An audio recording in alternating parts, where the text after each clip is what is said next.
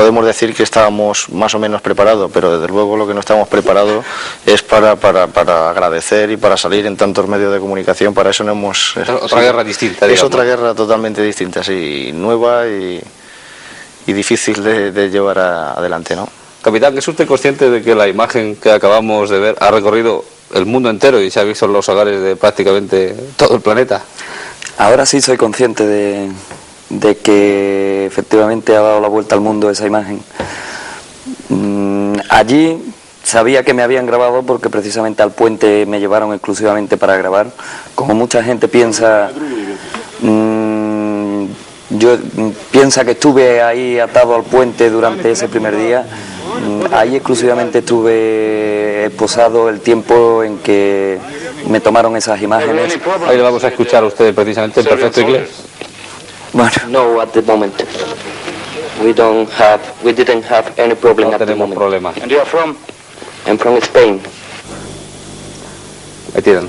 ¿Usted conoce precisamente, capitán, a este compañero que está? sí, ese comandante Janus de Polonia estaba destinado en mi equipo de observadores militares y precisamente esas imágenes se rodaron el segundo día de cautiverio, cuando unas horas antes había estado con nosotros, había pasado la noche con nosotros y esa mañana cogieron a 2 de los observadores y se los llevaron de donde estaban precisamente para filmarle esas imágenes.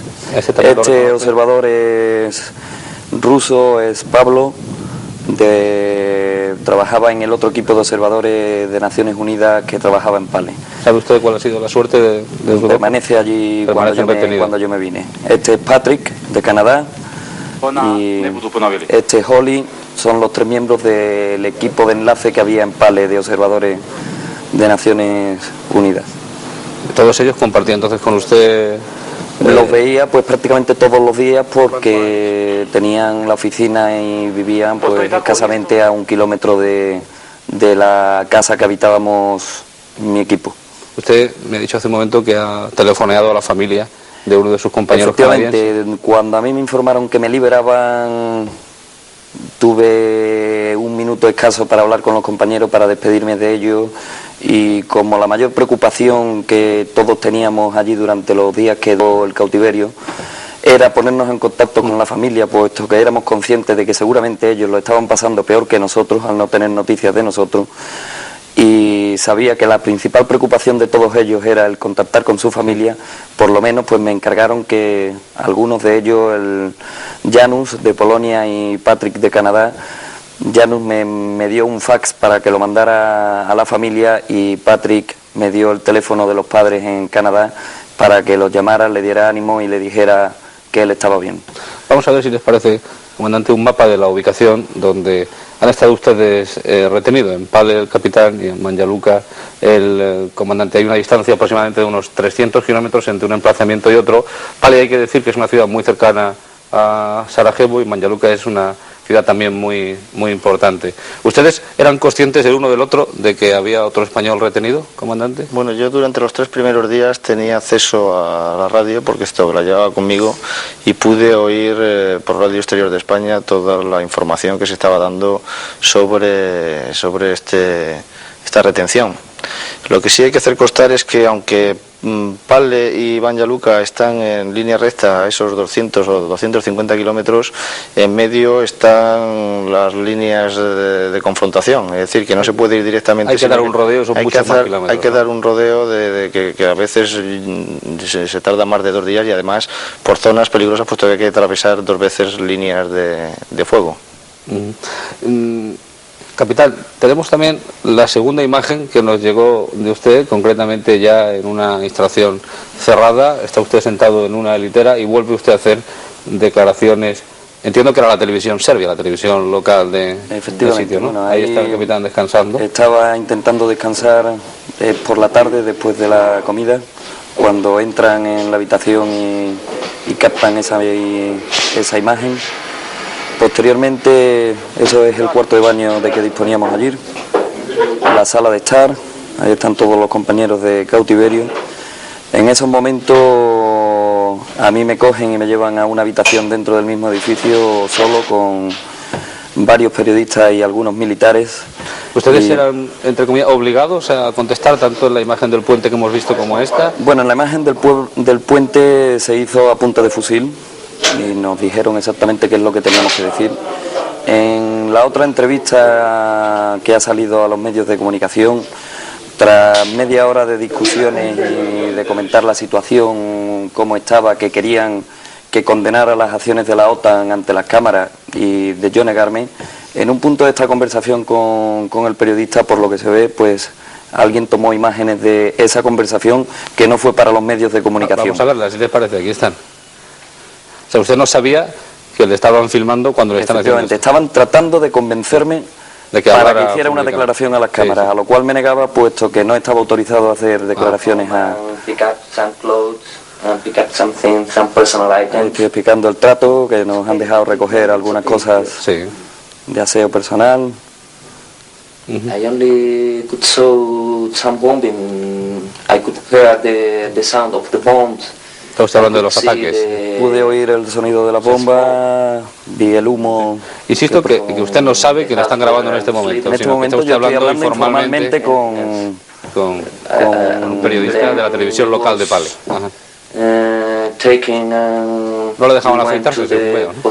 Efectivamente, teníamos prohibido el afeitarnos, aunque en el momento de la liberación fue al contrario y me obligaron a afeitarme. Sí, ya estaba mal visto, ¿verdad? Efectivamente.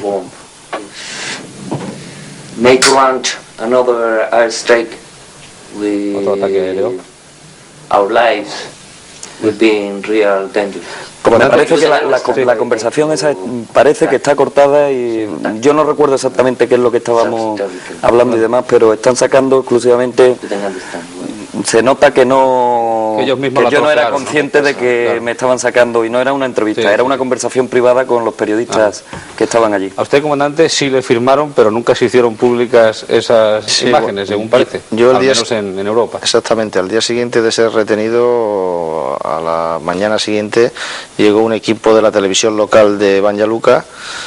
Pensaban hacerme una entrevista filmada dentro del shelter de comunicaciones del vehículo en el cual estaba yo en medio de la pista, pero vieron que aquello no era tan reducido y estaba tan mal de limpieza esto, que el mismo realizador o el entrevistador dijo: esto parece una cárcel, y entonces me sacaron fuera. Fue la primera vez que salí fuera. Era una cárcel, ¿no? Para mí era realmente una cárcel, aunque él decía esto parece una cárcel, y yo dije no es que parezca, es que lo es, porque hasta ese momento no había salido yo al exterior, ¿no? Y entonces en el exterior, pues alrededor del shelter me hicieron una entrevista para la televisión local, en la cual pues trataban las preguntas iban dirigidas principalmente a eso, a que me quejase sobre los bombardeos que estaba llevando a cabo la OTAN, y a que dijese a mis autoridades que por favor parasen esa actividad y que tuviesen en cuenta nuestra situación, a lo cual pues yo dije que a mí me parecía que eso no era responsabilidad mía, que las decisiones se tomaban a alto nivel y que si ellos tomaban esas decisiones porque tenían toda la información al alcance como para saber si podían seguir adelante o no, y que para mí eso no me preocupaba en aquellos momentos, vamos. Comandante, usted se pasaba durante todo el día, desde primeras horas de la mañana hasta últimas horas de la tarde, sentado en medio de la pista de despegue y aterrizaje de Banja Luka. Exactamente. Lloviera, hiciera frío, calor. Hiciese lo que hiciese, a las 7 de la mañana me recogían del lugar donde pasaba la noche, siempre sometido a vigilancia con personal armado. Me ponían a las 7. Estaba solo, perdón. Está usted solo, sin ningún compañero observador, que es la diferencia con el capitán, que él siempre pudo contar con la compañía de sus... Usted estaba efectivamente disfrutando de su soledad. El primer día nos capturaron a los 3 que formamos el equipo de Banja Luka, y yo fui el portavoz, el que se quedó en la habitación con los oficiales y los jefes que nos arrestaron, y el que mandé el último mensaje oficial por la radio oficial a Zagreb, a nuestras autoridades en Zagreb, y en el primer párrafo del mensaje lo que decía era eso: mis 2 compañeros los van a llevar a conducir a un lugar desconocido para mí, yo seré colocado en la pista de aterrizaje y despegue de la base de Banja Luka, y el tercer párrafo lo que decía era que esa era la última comunicación oficial y que no habría ninguna más posterior sin autorización previa de las autoridades militares de Banja Luka. ¿Usted comía bien, le alimentaban bien? Desde el punto de vista del trato físico, ¿sufrió algún tipo de merma? O... El trato físico directo en ningún momento fui... ¿Qué comía usted? Comía 2 veces al día, sobre las 2 a las 2:30, y por la tarde sobre las 7:30 a las 8 me llevaban en un termo pues la comida o parte de la comida que supongo que comería la tropa o la fuerza de la base esta. Me la traía un soldado. Macarrones, arroz. Era así, era una especie de cocido donde pues en el fondo estaba la sustancia, ¿no? Como se dice siempre, estaban o las judías o el arroz o las judías verdes, y acompañado de pan y agua, no había nunca verduras. Ustedes, como son personas que tienen que convivir con muchas situaciones, me imagino que conseguirían también quizá comida de otra manera, ¿no? Sí, bueno, a precio caro, pero... Sí, lo que había era que buscar cuáles eran las situaciones más propicias entre los centinelas, aquellos que sabían un poquitín de inglés, y tratar de conseguir, cuando ellos pudiesen salir de la base, si podían traer o galletas o una lata de atún o de carne, alguna cosa de esta. Claro, el precio era que no solamente comía atún yo solo, sino que tenían que comer atún pues todos los que me rodeaban prácticamente, ¿no? Hay un dato, aquí se conoce en España que la captura del capitán es el día 26 y a usted se le ha cifrado el 27, sin embargo no es así, usted también es capturado el día 26, aunque aquí se conoció ese dato 24 horas después, es así, ¿verdad? Ustedes han tenido el mismo tiempo de cautiverio prácticamente. Sí, a nosotros nos capturaron a las 2 de la tarde de ese mismo día, es decir, cuando ya se había producido el segundo ataque aéreo, y yo fui conducido al lugar donde permanecí el resto del cautiverio pues a las 4 de la tarde, es decir, el tiempo de hacer esa entrevista, esa comunicación a Zagreb, y después ser colocado ya en la pista, donde permanecí un día encerrado dentro del shelter, y a partir de ahí ya pude salir fuera y ya pude moverme un poco más, ¿no? Evidentemente la captura de los 2 miembros de la ONU españoles resultó en España de un profundo impacto informativo. Hemos seleccionado una de las muchas informaciones que se dieron en los informativos de Canal Sur Televisión, naturalmente tomando contacto con sus familias. Vamos a ver qué se decía en aquel momento, insisto, día 27, 26, etcétera. El impacto emocional de la situación que está viviendo el casco azul es perceptible en su entorno familiar. En el domicilio de los padres del capitán Romero, en Sanlúcar de Barrameda, la familia está reunida y espera con angustia noticias de la antigua Yugoslavia. Por el momento no quieren atender a la prensa. José Antonio Romero Huelín, descrito por quienes le conocen como buen profesional, duro y de talante aventurero, es el segundo de los 4 hijos de un profesor del colegio El Picacho, que depende del Instituto Social de la Marina. Tiene 29 años y lleva uno casado con Elena Horta Carballar, de su misma edad. No tienen hijos. Hasta su marcha como voluntario a Bosnia el pasado día 2, José Antonio Romero había estado destinado como profesor en la Escuela de Aplicación de Infantería de Marina en San Fernando. El domicilio familiar lo tiene en uno de estos chalets situados en la urbanización El Manantial, cita en el puerto de Santa María, que adquirió hace unos meses con el dinero con que fue agraciado en un sorteo de la ONCE. ¿Tenían posibilidad, en el caso de usted, capitán, de salir a la calle, al exterior, pasear, hacer algo de ejercicio? A partir del 6.º día de cautiverio nos permitieron salir fuera del edificio en el que nos encontrábamos, en el cual disponíamos de una sala de estar, un cuarto de baño y la habitación que se ha visto en algunas imágenes exclusivamente, y teníamos orden de no salir para nada de ese edificio con amenaza de muerte. En el momento nos habían advertido que si cruzábamos la puerta nadie iba a preguntarnos nada, simplemente dispararían. ¿Usted escuchaba los aviones de la OTAN sobrevolar la zona? Sí, desde... Estaba además muy cerca de uno de los objetivos del polvorín que fue destruido. Estaba a escasamente 2 kilómetros del polvorín que se había bombardeado durante el último ataque que hubo. Y efectivamente, pues con bastante frecuencia escuchábamos sobrevolar los aviones por encima de nuestras cabezas. Incluso llegábamos a ver algunos aviones con contacto visual. Sin embargo, usted, comandante, estaba en pleno territorio de dominación serbia y por tanto no veía esa actividad militar directamente. Yo no veía aviones, solo estaba en la base, no había actividad aérea por parte de los serbios y vamos, estaba relativamente tranquilo, relativamente no, bastante tranquilo, y no hay ningún sobrevuelo ni nada que me inquietase en ese aspecto, ¿no? Vamos a hacer algunas apreciaciones porque realmente hay que decir que el comandante y el capitán no son cascos azules literalmente, es decir, los hombres que están en estos momentos desplazados en Mostar, sino que ellos están directamente al servicio de la ONU, que van desarmados y que hacen misiones especiales de observación, intentan detectar de dónde se han producido determinados ataques, qué tipo de armas se han utilizado, etcétera, y que es independiente su función de las que realizan los cascos azules españoles, que como todos sabemos están en estos momentos desplazados en Mostar y otras ciudades cercanas. La pregunta, señores, es: ¿ustedes por qué fueron capturados? Quizá porque unos días antes aviones españoles habían participado en una misión de la ONU con ataques directos, o quizá porque se les puede acusar a ustedes con estas misiones de observación de ser un poco los que señalan a las fuerzas los puntos de destrucción, o realmente es que les puede ocurrir por su propio trabajo. No, bueno, en absoluto influyó el que aviones españoles hubieran participado en el primer ataque a posiciones serbobosnias, puesto que todos los observadores militares que nos encontrábamos en la zona fuimos capturados, sí, sin distinción de nacionalidades. Pero hasta este momento nunca había habido ningún problema con un español, y ocurrió con ustedes inmediatamente después, ¿no? Efectivamente. De todas formas, no era la primera vez que se tomaban rehenes tras ataques de la OTAN a territorio serbobosnio. No sé, la segunda pregunta que... Sí, no, le estaba realmente planteando el hecho de que también se les puede acusar a ustedes de ser los que detectan, vigilan y por tanto ser los culpables de los objetivos. Eso también me gustaría ¿no? comentarlo porque efectivamente a las 2 horas del segundo ataque en la televisión local se dijo que un equipo de observadores militares había estado dirigiendo el ataque de la OTAN hacia las posiciones en Pale, lo cual es absolutamente incierto y no entra dentro de nuestras funciones, entre otras cosas porque no es necesario para un ataque de este tipo tener a observadores en el terreno que guíen a los aviones.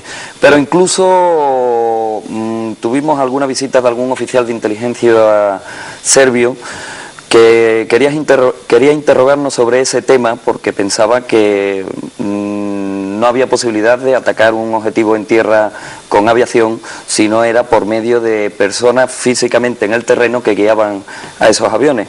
Ante las respuestas de los compañeros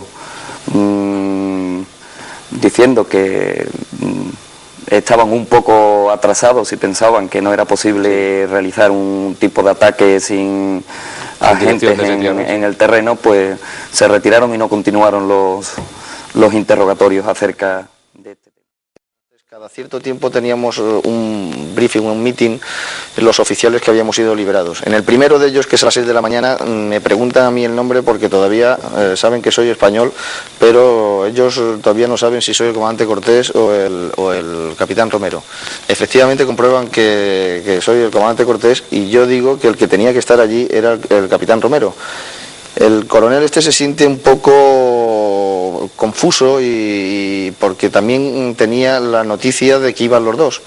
De hecho, después cuando hablé con los representantes españoles en Belgrado, sabían que eran los dos los que iban en la lista y que no se explicaban el por qué no estaba el otro. Entonces yo me volví a dirigir al coronel y le decía que éramos capaces de esperar si la liberación del capitán se iba a producir en los momentos siguientes.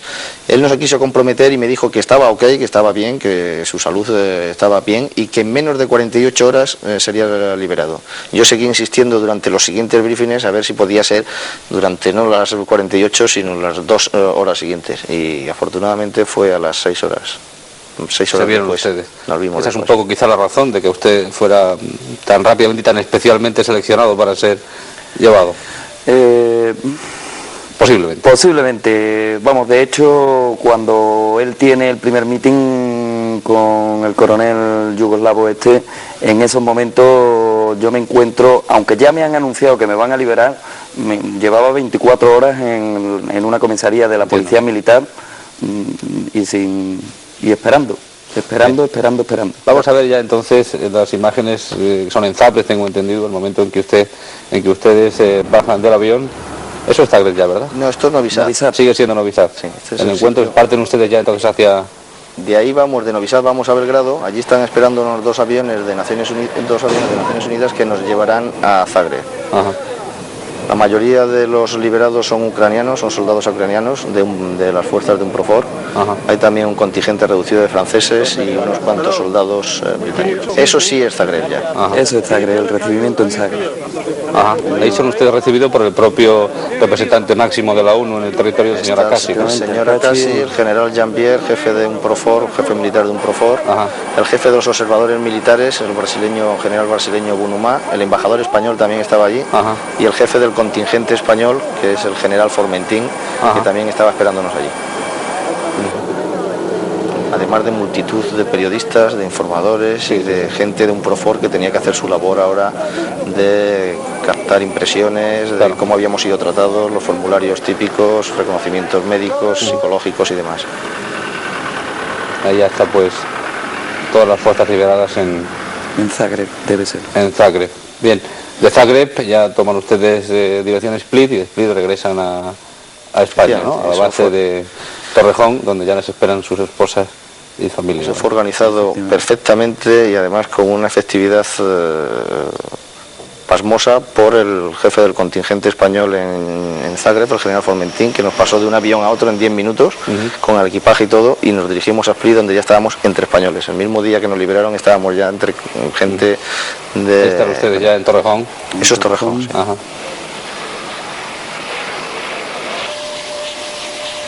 Son recibidos ya por... autoridades